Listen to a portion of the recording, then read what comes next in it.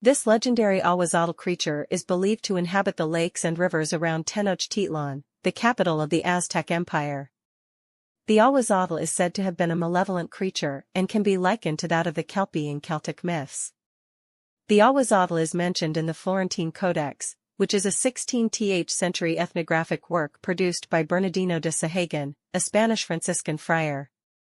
This manuscript is the result of de Sahagun's research on the Aztec people, including their society, culture, religion, and natural history. It is in Book 11 of this codex that the Ahuizotl is mentioned. The name comes from the Aztec language Nahuatl and means spiny aquatic thing. It is also called the water dog. The Ahuizotl is said to be a friend of the rain gods and a guardian of the lakes. Its purpose is often said to be to protect the fish within the lakes. But in other myths it is said to be sent down by the gods Tlāloc and Chalchiuhtlicue to collect the souls of the mortals the gods liked. Due to this, people killed by the Ahuizotl is said to come to the paradise of Tlāloc. The Ahuizotl is described as being the size of a small dog. It has waterproof short fur, which spikes when the dog leaves water, pointy ears, a smooth body and black tail. Instead of paws it has hands like that of a monkey, and a human hand is at the tip of the tail, allowing the Ahuizotl to grab hold of victims to drag into the water. The Ahuizotl used its sharp fangs to pull out the person's eyes, teeth and nails. It has fur, small at the end of which sprouts a hand, much like a person's. This animal inhabits the depths of watery springs, and if anyone reaches the edge of its domain, he is dragged by the tail's hand and taken down to its depths.